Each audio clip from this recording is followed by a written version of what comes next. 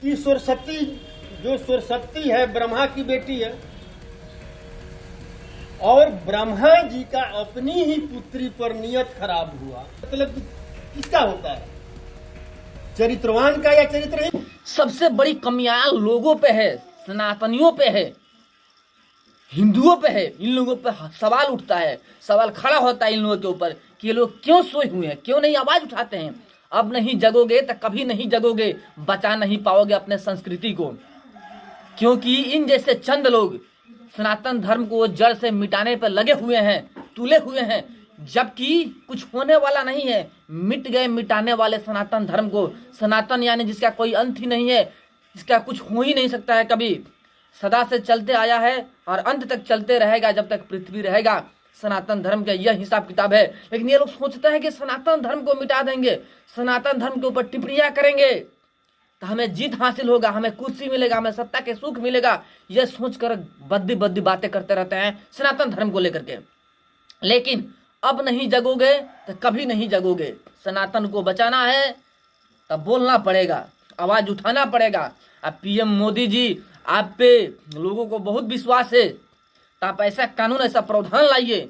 इन जैसे घटिया लोगों के वजह से समाज खराब हो रहा है, इसलिए ऐसा कानून लाइए कि अगर कोई किसी धर्म के बारे में गलत टिप्पणियां करता है तो उसे आजीवन कारावास हो या मृत्यु दंड दिया जाए, तभी इन लोगों का चाल सुधरेगा। अब फतेह बहादुर जैसे लोगों के पिछवाड़े में दम नहीं है कि सनातन धर्म को छोड़कर किसी और धर्म के बारे में टिप्पणियां करके दिखा दे।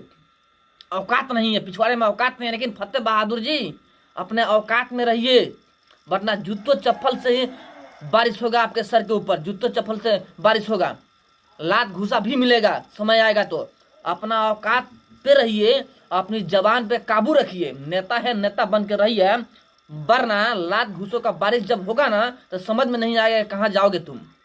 किस जात से है तू रे, किस जात से है तू? तुझे पता नहीं है, पढ़ा है कभी? खुद तो पढ़ा लिखा नहीं है और दूसरों को बोल रहा है बेवकूफ। नेता का लायक नहीं है ये, धर्म को टारगेट करता है। इसे जेल में डालना चाहिए, इसके ऊपर एनएसए लगाना चाहिए। बेहद जरूरी है एनएसए लगाना, क्योंकि ये लोग समाज के लिए भद्दा हैं, समाज के लिए धब्बा है, समाज को खराब करने की कोशिश कर रहे हैं, समाज में गलतफहमियां फैलाने की कोशिश कर रहे हैं।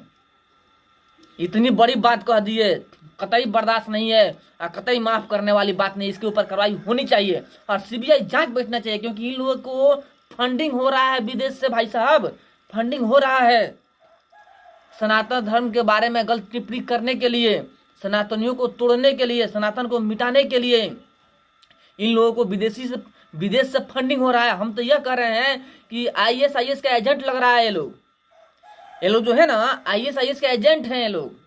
इनके ऊपर कार्रवाई होनी चाहिए, बट अभी भी समय है, आप लोग जग जाइए वरना पछताना पड़ेगा। बाकी हमारी बातों से आप लोग कहाँ तक सहमत है कमेंट में जरूर बताइएगा।